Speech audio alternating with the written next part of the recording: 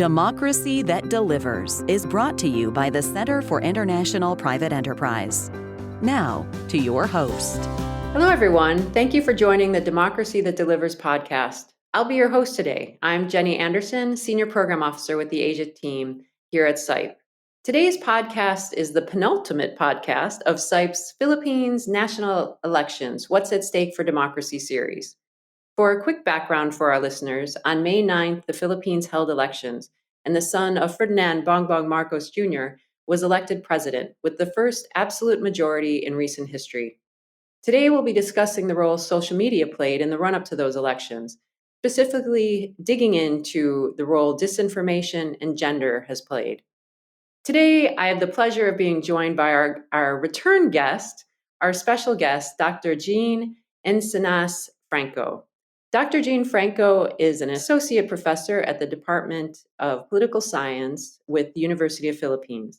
Before Dr. Franco entered academia, she served for 15 years in the Senate of the Philippines as a director of the Senate Economic Planning Office. Dr. Franco's research interests include gender, the politics of labor migration, legislative politics, and women's rights.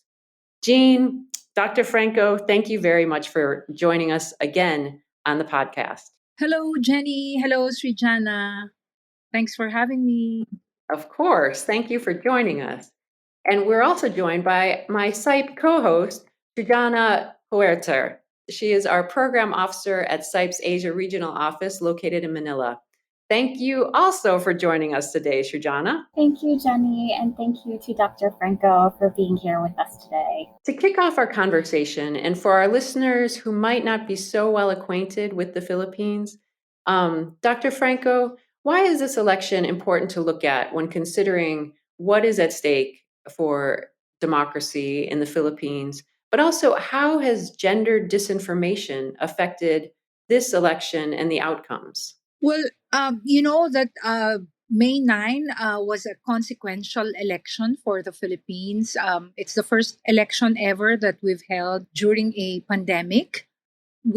Our economy has actually not performed very well in the past 2 years.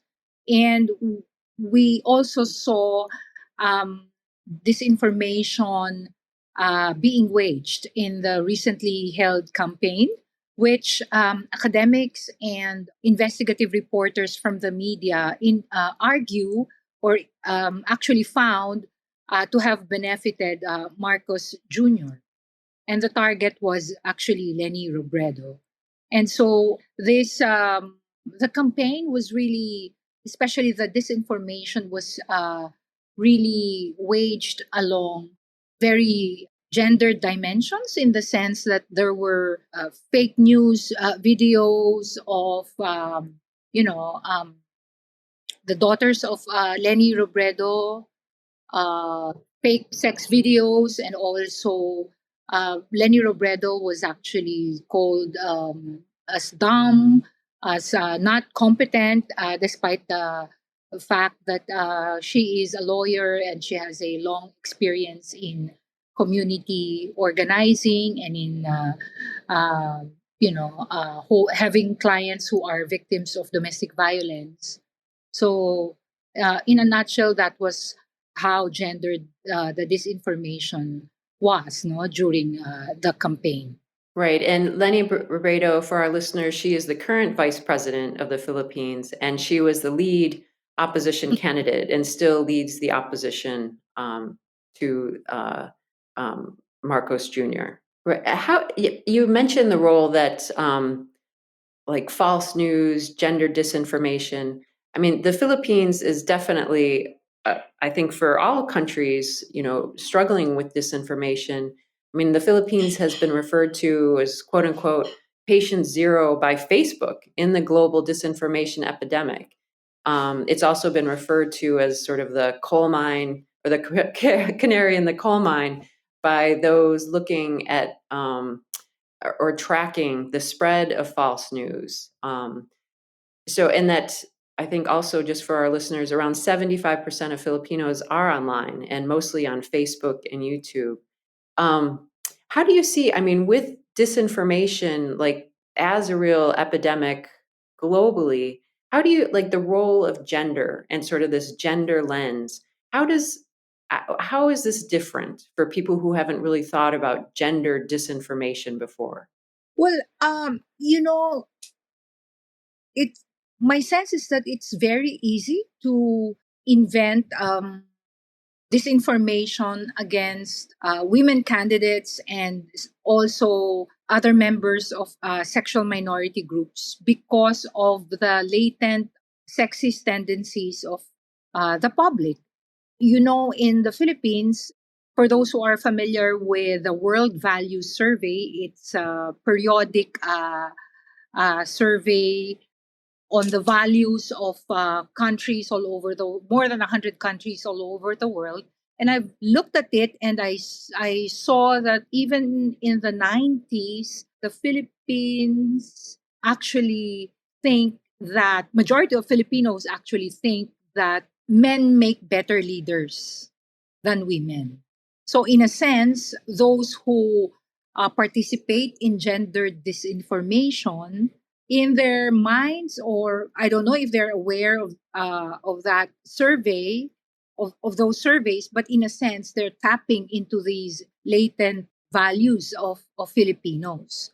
Aside from the fact that they think that men make better leaders, it has also been the case that even in the 90s until the latest surveys of these World Values Survey, it says there that Filipinos actually have authoritarian values or tend to lean towards authoritarian values in the sense that they prefer security over freedom, that they like leaders who sort of cater to law and order. And that, in a way, is also gendered in the sense that expectedly, people have this sort of division of labor when they look at leaders, and they normally look at, if they like policies on law and order, then they would necessarily look at men or male leaders to do it or to perform it, no?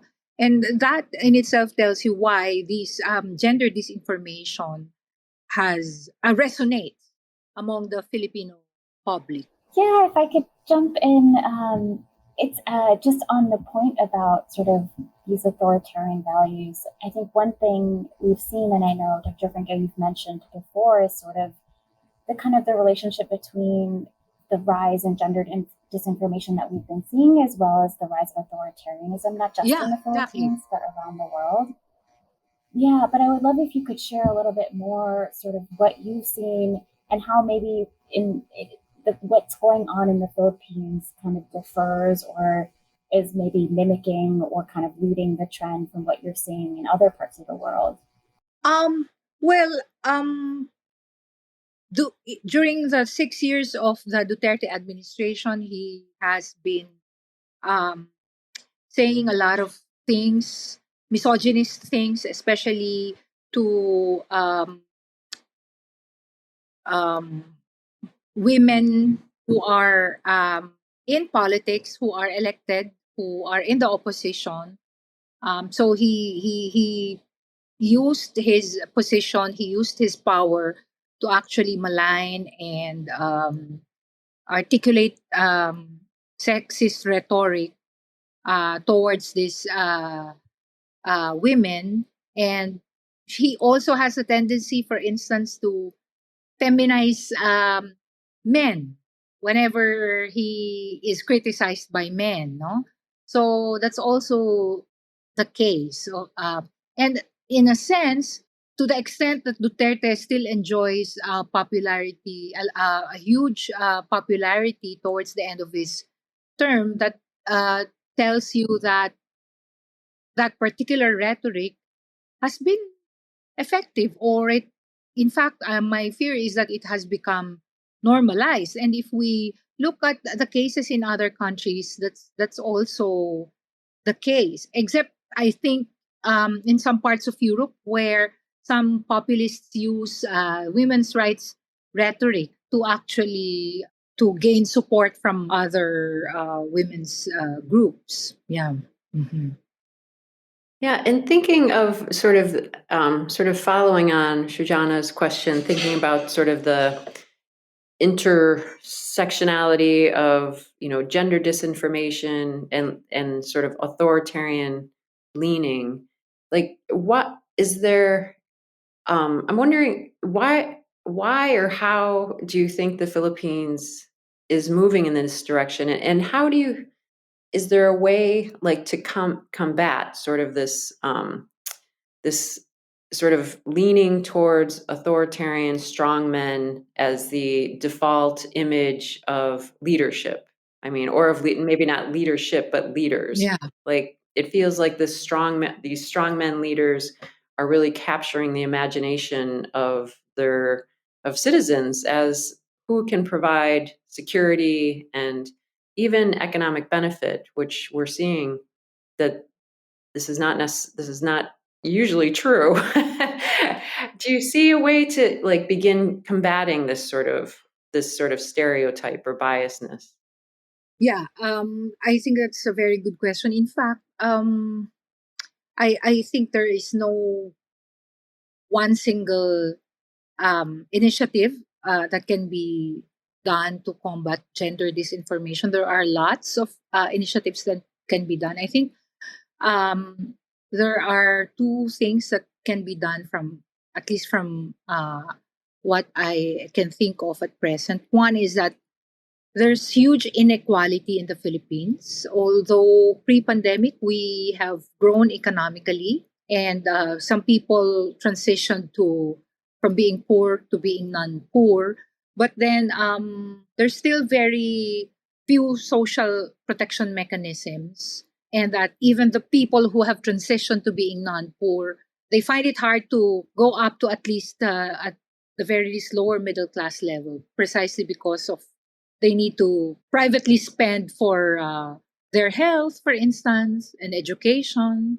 There's huge part of the population that feel left out, and this has been aggravated by the pandemic. And among people who study politics, they say that this creates some sort of uncertainties and fear that can easily be manipulated or exploited by people or politicians who are populists or who are authoritarian populists. And in the case of the Philippines, this seemed to be the case when Duterte came in 2016, and once again when Marcos Jr. got 31 million votes. I think it's even more powerful in the case of Marcos Jr. because he has the legacy of his father to bank on and to use during the campaign. And he has Sara Duterte as his teammate. So that's why it is no wonder that he enjoyed uh, the votes of 31 million Filipinos.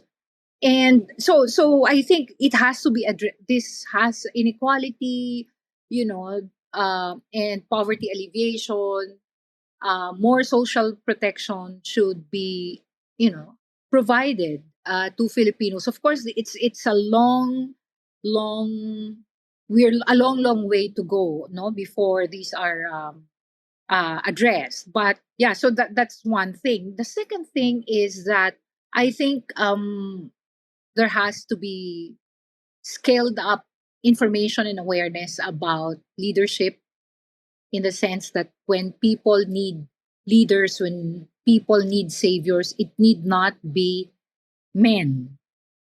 Because that idea, in a sense, is that when they look for leaders, when they look for saviors, they tend to look for men. And that for them, a good leader is someone that that leader does not issue threats, then that he at the very least should be a leader that commands authority by way of using force, or at the very least has that image, because Marcos Jr. is very far from his father, but the legacy of his father is so powerful that he was able to use that in the campaign. But he's not. Marcos Jr. is not a Duterte, nor is he like his father. But so it remains to be seen whether people will finally find out that he's not our actually Marcos Jr. No, so yeah, and it's. I think it also. I mean, the need to what you call this, make people aware that leadership with empathy, leadership with the the the agenda of inclusiveness, um, need not be, if they are advocated by female leaders or female politicians, it need not be uncool or something like that, if you know what I mean, no? So, um, because these are traits. I mean, empathy. What do you call this?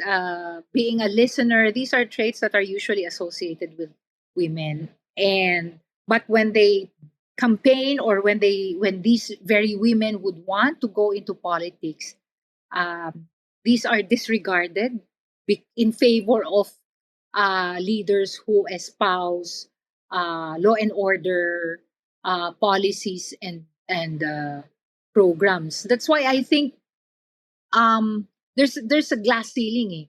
Eh. There's the tendency for women to win at the local levels. Well, of course, notwithstanding the fact that some of them are from political families, but then once they go up the ladder, there's people really think a lot before they actually vote for women politicians. Please remember that in the two instances in which Filipinos voted for women politicians as presidents, the first case was Cory Aquino's assumption into the presidency, but it was contested because she became president due to the People Power Revolution that we had in 1986. The second time was Gloria Macapagal Arroyo in 2001. Well, she just assumed the position of the president because Joseph Estrada, who was then the president, was ousted via people power. That's part two. And then, but when in 2004, when she ran and won, it was also contested because of the fact that she called a commission on election commissioner. So yeah, so that's my argument actually. And maybe, Shujana, I'm going to hand it to you in a moment. But for our listeners who don't necessarily remember like the details of the first Marcos regime, just like quickly, Marcos Sr., he ruled for 21 years from 1965 to 1986. I think what he's most known for is imposing martial law in 1972 that lasted more than a decade. And I think it's fairly common knowledge that the Marcos family is accused of stealing up to $10 billion from the state. I think everyone remembers Imelda Marcos and her famous shoe collection for our listeners. And martial law ended in 1981, but it wasn't until the People Power Revolution, known locally by the acronym EDSA, in 1986, that democracy was finally restored. And that's when the Marcoses were forced into exile in Hawaii. But they returned to the Philippines soon after Marcos Sr. passed away in 1990. And I think it feels like since then, talking about the like sort of long campaign to sort of burnish or improve their legacy, there's been a long campaign of sort of rewriting history, of perhaps disinformation. But to go back to what you were speaking of, Shujana, did you have a question to jump in with? Yeah, thanks, Tony. I wanted to dig a little bit deeper, Dr. Franco, in what you said about how you have noticed that there has been some success, at the local government level of local women getting elected. And yet we know that gender disinformation was across the board, right? Because it really is undermining women's credibility and discouraging women from participating in public discourse, whether they're female journalists, whether they're women trying to pursue political careers. But I am curious, sort of, why why do you think it's that? Why do you think there is sort of that women have had more success at this level, and sort of how do we start bridging that gap to getting more of those women to maybe pursue higher levels so that they can sort of we bridge that gap to the national level. Yeah, exactly. You know, of course, there are gender quotas that can be done. But then, in terms of norm setting, the reason my sense is, and this has also been the case in studies in other countries. For instance, it's easy to select or to vote for women candidates at the local level because the concerns are different. They tend People tend to become worried as women go up the ladder, especially if there are decisions on whether to go to war or not. Especially if because uh, if you're president, you need to decide on a crisis, and the usual thinking is that crisis problem solving would be the domain of male leaders, unfortunately. And one more thing, if I may add, I think the macho, the selection of macho politicians has been really palpable in these elections because two of the front runners in the senatorial elections, we select our senators nationwide. They are not elected via provincial or state levels. The number one senator in the 12 senators who were elected is an action movie star. We have categories here for movie stars. He's some sort he played roles that he's sort of the Bruce Willis or something of the Philippines. So he would always carry guns and everything in his movie. So yeah, so he's number one. And then I think the third or fourth person in the entire winning senatorial candidates is someone who espouses swift justice via his very, very popular nationwide radio program. He's very macho. He would be called upon by families if they have a conflict, and he would immediately call people in the government and be their moderator, and then immediately all problems will be resolved. And he's also very macho and sexist at times. So this would somehow tell you that Philippines are looking for these types of people. Yeah, that's and I know Senator Risa was one of the very few women that was I know, yeah. And Sarah, even if she is a woman, she is known for being, well, of course, the mere fact that she is the daughter of Duterte, once again, just like Marcos, there's that type of legacy already. But then she also, at one point, was caught on video punching a sheriff. Yeah. So that actually happened, and but she also gained some fans because of it, because of the sheer optics, no, of a lady mayor punching a sheriff, no.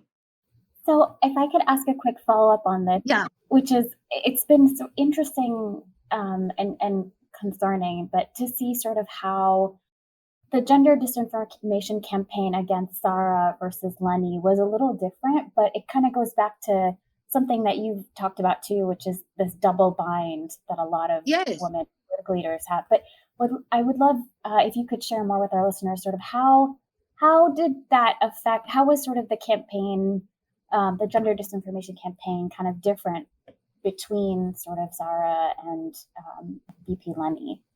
Well, the video of Sarah punching a sheriff is actually not a fake video. It actually happened. But Lenny's is there's this very popular fake news video of Lenny that she was allegedly married to a communist rebel, that she had a daughter which she abandoned. I mean, it's using, and also the fake sex video of her daughters. it's using women's bodies, no, to malign them. That she had to be married and had a daughter by a communist rebel. It had to be, you know, that extent, just to prove or to promote the fact that she is leftist.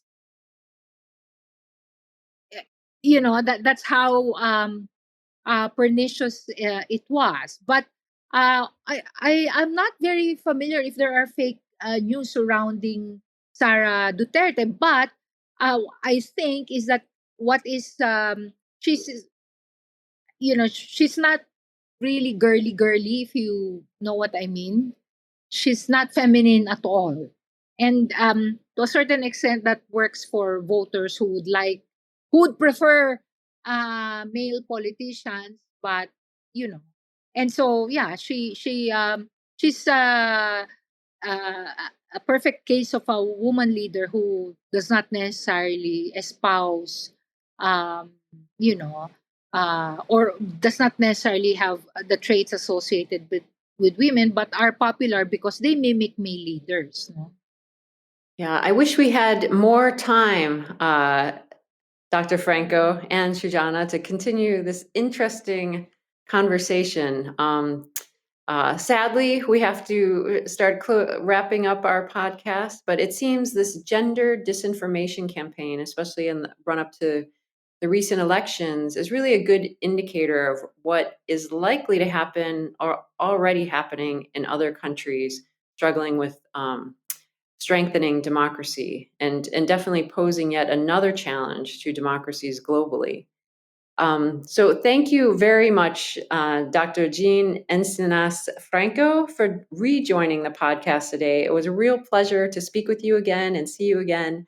And thank you, Shujana, for being such an excellent co-host. So thank you, everyone, and please listen again soon. Thank you. Thank you. Democracy That Delivers has been brought to you by the Center for International Private Enterprise. For more information, please visit cipe.org.